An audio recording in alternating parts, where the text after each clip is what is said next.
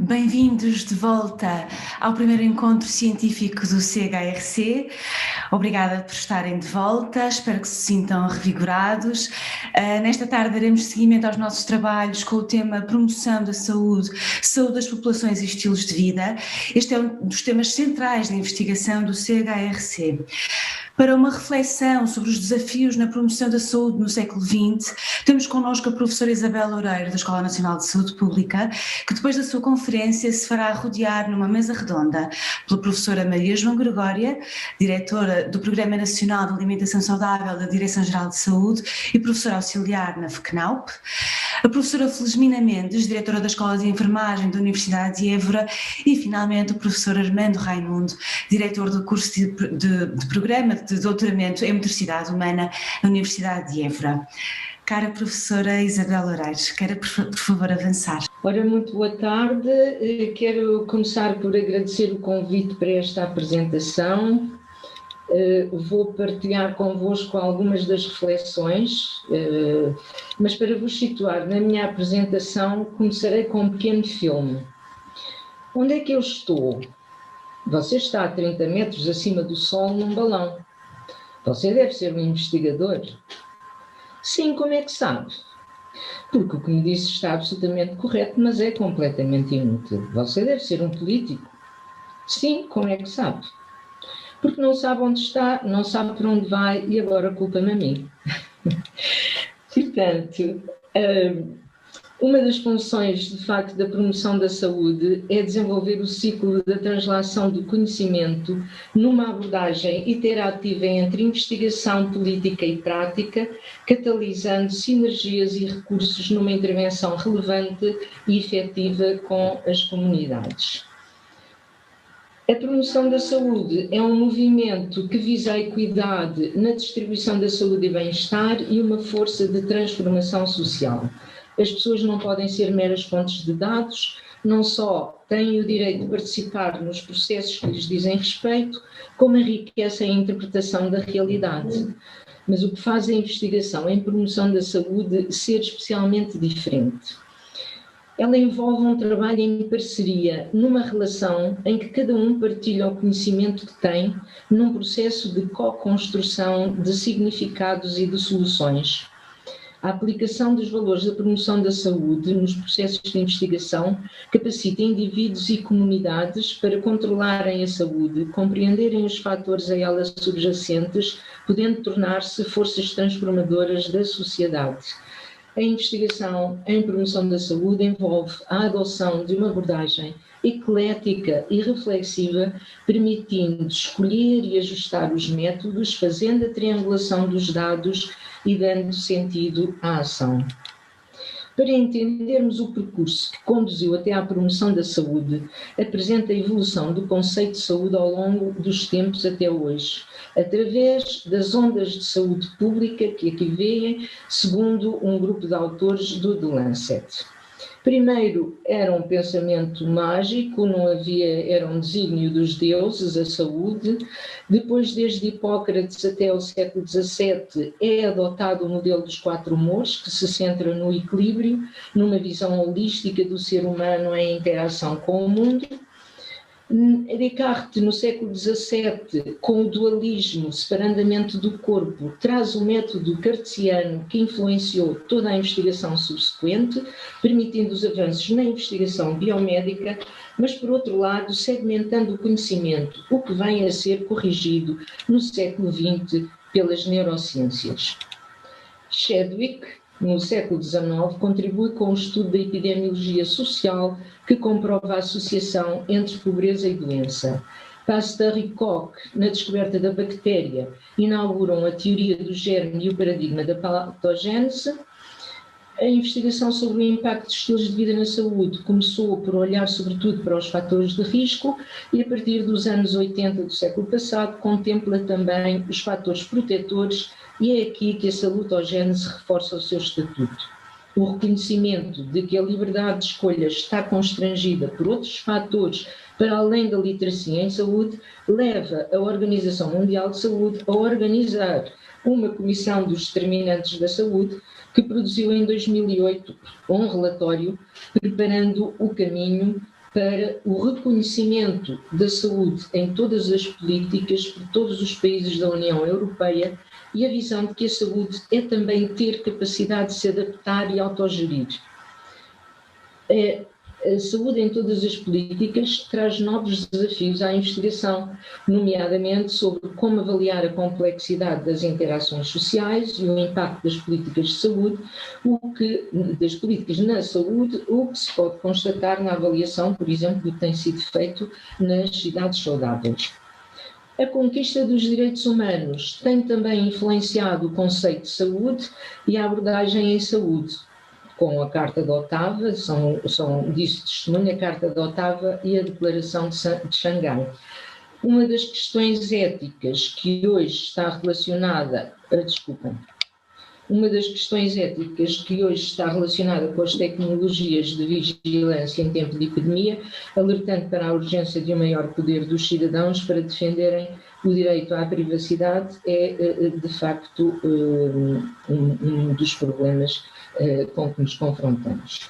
Lembro a definição da promoção da saúde pela Carta de Otava, que ao ser um processo, há que desenvolver metodologias que consigam recolher o máximo da evolução das pessoas e dos contextos, conhecer bem os mecanismos de aprendizagem e aquisição de competências, como por exemplo na promoção da literacia em saúde, e dar poder às pessoas e às comunidades para, através da sua participação e organização, co-construírem a saúde.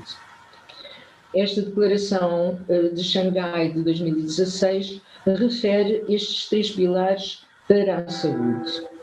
A promoção da saúde visa a integração entre estes 3 vértices, por forma a otimizar a qualidade da política e da prática com base na evidência científica. Desculpem, alguns slides estão em inglês, porque só ontem é que eu soube que a maior parte das intervenções têm sido em português.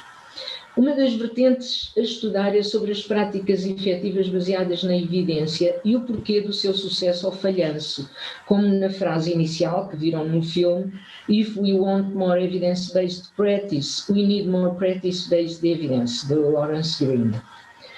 Ora, sendo a participação uma componente intrínseca à ação e investigação em promoção da saúde, devendo o planeamento ser participado desde o início, também a investigação-ação incorpora bem os princípios éticos e a abordagem para o empowerment, ao envolver a população-alvo como sujeitos, interpretando com ela os dados e refletindo em conjunto sobre as estratégias e ações subsequentes num processo de co-aprendizagem e de ação para a saúde numa perspectiva ecológica e ética. A vertente política insere-se na defesa dos direitos humanos, no domínio da defesa dos direitos humanos, e fundamenta-se na evidência científica, incluindo as boas práticas, criando as condições necessárias para as implementar. Nas competências em promoção da saúde, é fundamental o rigor no desenho, implementação e avaliação de intervenções que funcionem aos níveis individual, interpessoal, organizacional, comunitário e político, orientados pela teoria e alicerçados na evidência.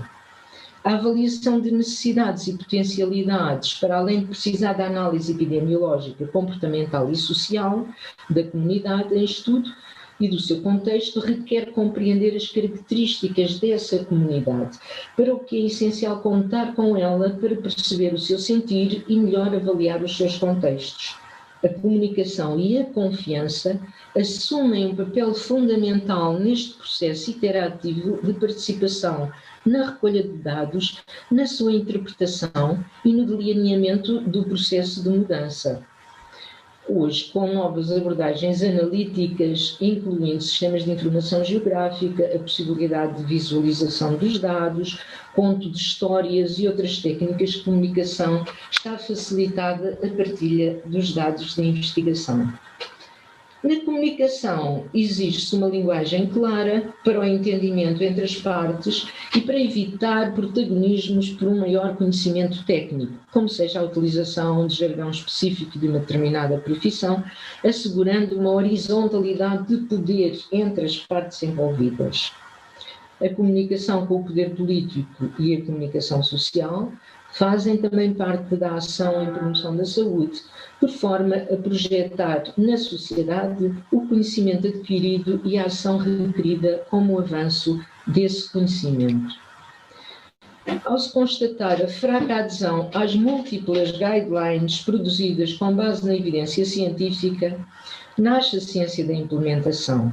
Consiste no estudo de métodos para promover a aplicação das conclusões da investigação nas políticas e cuidados de saúde, abrangendo os comportamentos dos profissionais de saúde e de outros stakeholders, quais as condições capacitantes, como mudanças organizacionais para uma maior responsabilidade, novas políticas, e que estratégias para ultrapassar barreiras a uma implementação efetiva.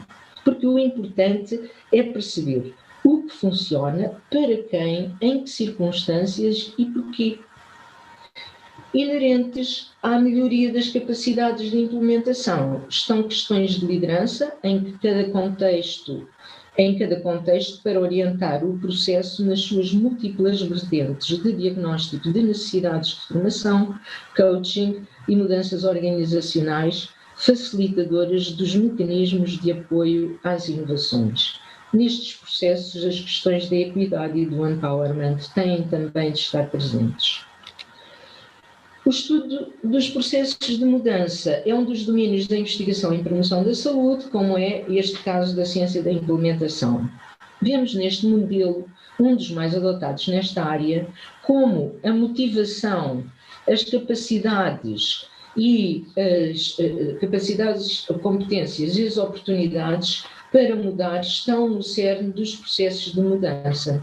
Vemos também que existem outros fatores que determinam as condições de sucesso ou insucesso da implementação de uma nova prática. Assim, temos, e voltando ao triângulo da integração da investigação política e prática, o que deve mudar, que é a evidência científica, que políticas, ao nível micro e macro, poderão garantir as oportunidades que facilitem essa mudança, que mecanismos são adequados para criar a motivação e as competências necessárias para que as pessoas decidam e sejam capazes de levar a cabo essa decisão. Ora, mas confrontamos com três paradoxos. O paradoxo da validade interna e validade externa. Quanto mais controlado for um estudo sobre a eficácia de uma intervenção, menos baseado na realidade ele se torna, pelo que não poderá ser generalizado. O paradoxo da especificidade de generalização. Quanto mais relevante e específico de um determinado contexto, menos generalizável a outros contextos. E o paradoxo da homofilia, distanciamento social. A efetividade dos profissionais assenta muito na proximidade com a comunidade, o que pode levar também a perderem o distanciamento necessário. Agora vejamos como o conceito de saúde e doença se continua a modificar, mas antes quero prestar a minha homenagem a Virchow, que no século XIX não só afirmava que a medicina é uma ciência política e a política é precisamente a medicina em larga escala, como também que uma epidemia é um fenómeno social com alguns aspectos médicos. A Covid, ao ser uma doença associada a outras, como as doenças crónicas não transmissíveis, que ocorrem simultaneamente num tempo e local, interagindo entre si aos níveis biológico, psicológico e societal, e partilhando fenómenos subjacentes comuns, é apontada, juntamente com as doenças crónicas não transmissíveis e os determinantes sociais da saúde, como uma sindemia. Quando se pensa na Covid-19 como uma sindemia, a abordagem é diferente da que se faz numa epidemia. Tem que ser no seu contexto, juntamente com as doenças que lhe estão associadas e as condições precárias que as facilitam. Esta forma de abordar um problema de saúde que sinergicamente afeta a saúde da população no contexto das desigualdades económicas e sociais exige intersectoralidade. Se não analisarmos os fenómenos na sua globalidade, ao tratarmos apenas dos aspectos biológicos, estamos a manter as condições em que a epidemia mais prolifera, ou seja, em condições socioeconomicamente mais vulneráveis. O programa Bairros Saudáveis, que em boa hora surgiu agora, é um exemplo atual de uma intervenção que tem em conta esta combinação sinérgica de fatores que contribuem para a sindemia da Covid-19, onde se estimula a participação da comunidade a encontrar respostas para os seus problemas e onde estão envolvidos 7 ministérios. A colaboração que alavanca a experiência, as especificidades dos saberes em diferentes campos, proporciona oportunidades de inovação. E a abertura a um modelo de pensamento centrado no ser humano, que valoriza a inspiração e a criatividade, pode facilitar o desenho das intervenções inovadoras, a sua implementação e sustentabilidade. O investimento na saúde ao longo da vida deve começar na altura da adoção de certos hábitos e definição de preferências, como por exemplo as alimentares, sabendo-se que hábitos pouco saudáveis podem levar ao aparecimento das doenças crónicas, como a diabetes, cuja incidência acontece cada vez mais precocemente na vida, desde há umas décadas para cá, com consequente sofrimento e sobrecarga para os serviços de saúde. Quase a terminar, quero relembrar o papel da espiritualidade nos processos de cura, reabilitação e sobrevivência. Destaco o papel das artes e a necessidade de se aprofundar a investigação neste domínio. As músicas compostas nos campos de concentração durante a Segunda Guerra Mundial, recolhidas por Francisco Lotor, que é um compositor e pianista, testemunham a importância da música para quem estava no cúmulo do sofrimento. No Reino Unido, o reconhecimento do papel importante que é dado às artes na saúde física e mental levou a que exista, desde 2014, um grupo parlamentar presidido por Michael Marmot, Creative Health, The Hearts of Health and Wellbeing, The All Party. É um relatório que vem de um grupo parlamentar composto, integrado por membros de todos os partidos representados, para trabalhar as artes, a saúde e o bem-estar. Ora, alguns princípios da investigação em promoção da saúde. A equidade em saúde e os direitos humanos estão subjacentes a toda a investigação e a ação em promoção da saúde. O conceito de saúde é alargado, focando-se na pessoa como um todo e não apenas nos fatores de risco e na doença, e promovendo as suas capacidades e autonomia. As necessidades dos doentes e populações devem ditar a agenda da investigação. O envolvimento e a participação ativa do grupo-alvo é fundamental para o desenvolvimento da apropriação e sustentabilidade das mudanças promotoras da saúde. O contexto no qual as pessoas vivem deve ser tido em conta nos processos de implementação. O nível de financiamento para a disseminação e implementação dos resultados da investigação deve ser adequado à magnitude da tarefa.